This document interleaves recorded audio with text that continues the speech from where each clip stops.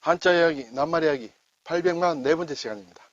이번 시간은 군청색이라는 그 어떤 색이 있습니다. 그렇죠. 우리 뭐 다 알죠. 초등학생 때부터 아마 저도 들은 것 같습니다만.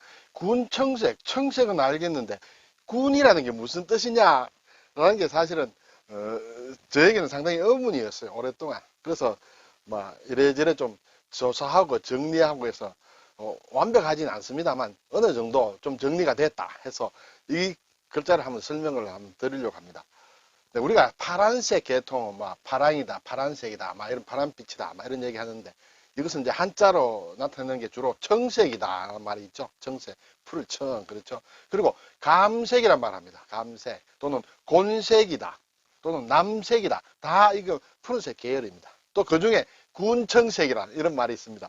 오늘 주된 것은 군청색의 군을 한자로 어떻게 쓰고 또 왜 그 글자를 넣어서 군청색이라고 하느냐라는 것을 중심으로 막 이런 아울러서 한자로 된 이 글자를 한번 살펴보겠습니다.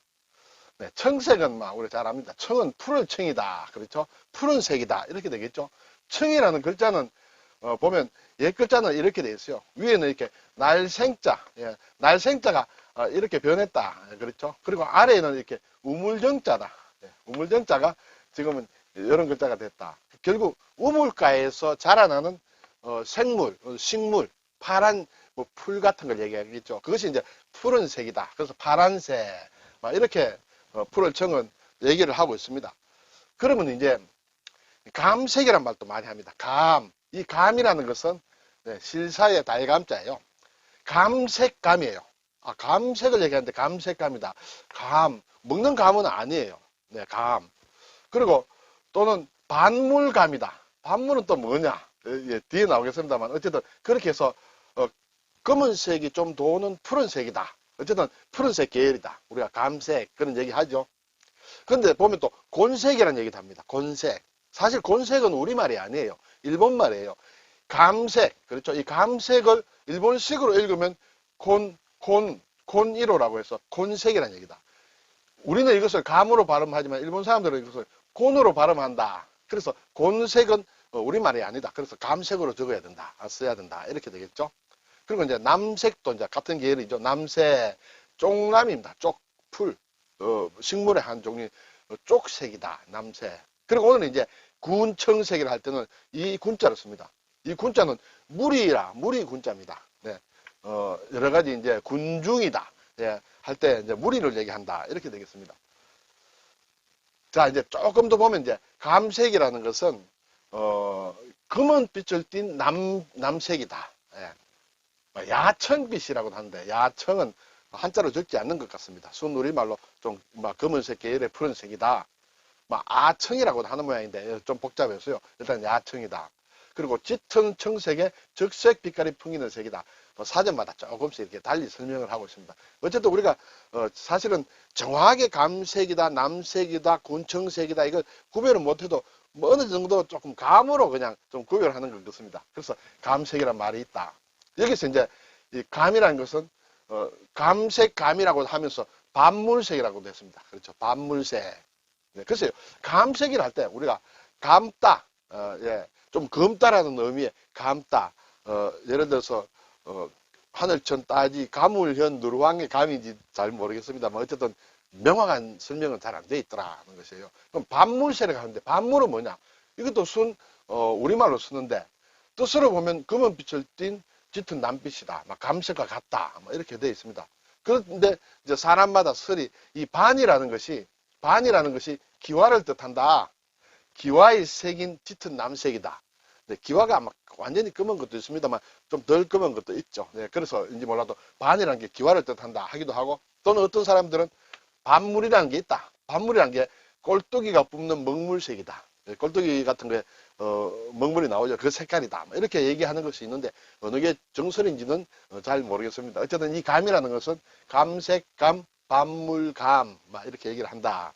이 글자를 써서 우리가 가끔 접하는 게 가막산이 있습니다. 네, 경기도 북쪽에 가면 있죠. 저도 가막산 몇 번 가봤습니다만 이때 쓴다. 그 외에 잘 안 씁니다. 네.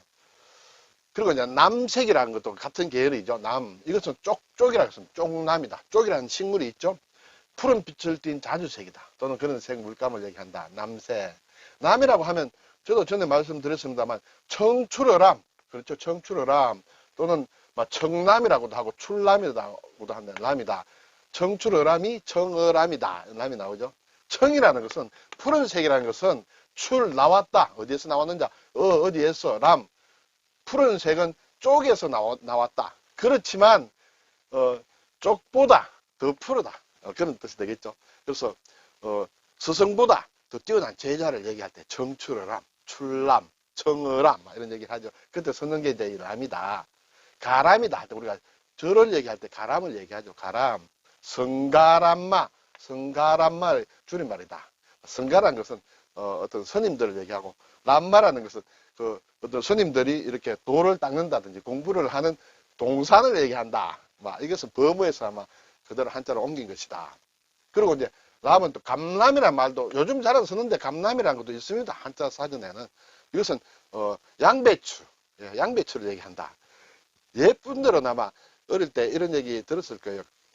양배추를 갓난이라고 했습니다. 갓난. 저도 사실 어릴 때 잘 모르고 막 썼습니다. 제가 어릴 때만 해도 일본 말이 많이 남아있어서 갓난 했는데 이게 우리가 감남나무의 감남이 아니고 이것은 양배추를 뜻하는 감남일 때 이 남자를 쓴다. 자, 오늘은 이제 주제가 되는 군청색의 군은 무리 군자를 쓴다고 했습니다. 무리다. 네. 고운 광택이 나는 짙은 남색을 군청색이라 한다. 이 무리군이라는 것은 때를 얘기합니다. 그렇죠? 글자를 보면 임금군에다가 양양자다. 임금이라는 것은 지도자예요. 그렇죠? 지도자를 중심으로 양들이 모인 모양이다. 양들이 이렇게 무리를 지어 다닌다. 그래서 양떼를 모으는 모습 또는 양들이 모임 무리를 얘기한다. 이렇게 해서 자, 무리 군자를 쓰는데 문제는 왜 군청색에 무리 군자가 들어갔느냐는 것이 저의 최고의 관심이고 여러분들도 가만 생각해 보면 그렇지 왜 무리 군자가 들어갔을까 좀 궁금해지지 않겠습니까? 예, 그래서 제가 조사를 했는데 사실 좀 복잡하고 이래서 또는 광물이나 안료나 색에 대해서 제가 전문가가 아니다 보니까 좀 많은 것을 정리하다 보니까 사실 조금 완전히 딱 정확하게 말씀드리기 좀 어렵다는 것을 조금 말씀을 해주시고 여러분이 크게 봐서 왜 군자가 들어갔느냐는 것을 한번 말씀을 드리겠습니다. 우선에 군청색이라는 것은 암군청이다. 암은 바위라는 뜻이죠. 네. 암군청이라고 해서 암군청의 색깔이다. 군청색은 이 암군청이라는 것은 청색의 돌가루가 있다. 어떤 돌가루가 있다. 광물성이죠. 광물성의 그린 물감을 암군청이라 한다. 그 색깔을 이 때문에 군청색이라 한다. 여기 이제 군자가 들어갔습니다. 자, 이 암군청의 그 원료가 되는 광물은 청금석이라고도 하고 철남석이라고도 한다. 청금석은 조금 쇠금자하고는 사실 별 관련은 없습니다만 상당히 귀한 어떤 보석 같은 걸 만드는 그런 재료도 되는 것이다. 푸른 빛이 나겠죠. 여기에서 암군청이라는 물감을 만들어낸다는 것이죠. 달리 얘기하면 라피슬라줄리라는 광물이다. 이것이 청금석과 이런 철남석과 거의 비슷한 것이다. 이렇게 되는 것 같습니다. 이 광물로 만든 청색 안료 그것이 군청색이라는 것이에요. 자, 그런데 여기서 라피슬라줄리라는 것은 옛날부터 지금의 아프가니스탄에서 나오는 것이 가장 유명했다. 그래서 아주 귀했다. 서양에서는 이 군청색의 라피슬라줄리에서 나오는 이 광물성 안료를 굉장히 귀하게 여겼다. 그래서 굉장히 비쌌다고 합니다. 네. 그래서 18세기 유럽에서 이제 이게 너무 비싸니까 어떻게 좀 다른 걸로 어떻게 만들 수 없느냐. 천연 광물은 너무 비싸기 때문에 그래서 점토, 탄산나트륨, 목탄, 석영, 황, 혼합물을 가열해서 천연산과 똑같은 것을 만들었다. 거기서 이제 일종의 이제 인조 광물이 되겠죠. 그래서 현재 인조석, 울트라마린 블루라고도 하는데 이것을 주로 사용해서 지금 군청색을 만든다고 합니다. 천연 광물로 천연 라피슬라줄리로 하면 너무 비싸기 때문에 이제 인조석을 만들어서 이렇게 이 색깔을 안료를 얻는다 이렇게 되겠습니다. 이 울트라마린이나 또는 울트라마린 블루라는 것은 앞에서 말씀드린 대로 이제 청색 안료의 일종이다. 그래서 아프가니스탄산의 라피슬라줄리를 원래는 이렇게 부수어서 만들었고 유럽에서 인기가 있었는데 상당히 비쌌다. 그래서 아마 자료를 보니 1824년 좀 됐죠. 프랑스 정부가 이것을 이 라피슬라줄리의 고가의 라피슬라줄리를 대체할 수 있는 인공 안료를 좀 만들었으면 좋겠다. 이렇게 장려를 하다 보니 1826년에 프랑스의 기메라는 사람과 독일의 그멜린 뭐 이런 사람들이 이걸 발명을 했는 모양이에요. 앞에서 말씀드린 대로 어떤 점토나 탄산소다, 규산, 유황, 목탄 같은 것을 가열해서 이제 인조석을 만든 것이에요. 인조석을 만들어서 지금은 그것을 그 색을 영어로는 울트라마린 블루라고 하면서 한자 말로는 군청색이라고 한다. 이렇게 되겠어요. 그래도 아직까지 왜 군이라고 하는지는 아직 나오지 않았습니다. 그렇죠? 그러면 왜 울트라마린이라고 하느냐? 울트라는 걷는다. 마린은 바다다. 네. 아프가니스탄에서 유럽 쪽으로 가는데 바다를 건너서 간 푸른 색이다 해서 울트라마린이라는 것이 나왔다. 지금 그것은 이제 우리가 군청색이라고 한다. 자, 그러면 왜 군이 들어갔느냐는 것이죠. 제가 어디 구석에 있는 것을 찾아왔습니다. 분쇄한 광물의 청색 입자를 모아서 만들었다. 예, 앞에서 군청색이라는 것은 암군청이나 또는 인조로 만든 라피스 라줄리, 예, 울트라마린, 그것을 인조로 만들어서 어쨌든 부수었다. 천연광석을 부수어서 만들려니까 너무 비싸다. 물론 그것도 부수어서 만든 것이다. 그렇지만 인조 광석을 만들어서 그것도 이제 부수어서 사용했다. 그래서 그 분쇄한 청색 입자를 모았다는 것이에요. 모았다. 여기에서 물이 군자가 들어갔다. 네. 그래서 청색이 모였다는 뜻이다. 그래서 군청색이라고 했다는 것이죠. 그런데 좀 의문이 나는 것은, 자, 우리가 천연 광물에서 얻는 색이 이렇게 청색만 있는 것은 아니에요. 그렇죠? 뭐 다른 것도 암석을 파쇄해서 천연 암석에서 안료를 만드는데 왜 다른 데는 군이 안 들어가고 여기에만 군이 들어가느냐라는 것까지는 제가 조사를 했는데도 알 수가 없었습니다만, 어쨌든 여기에 군자가 들어간 것은 청색이 모였다.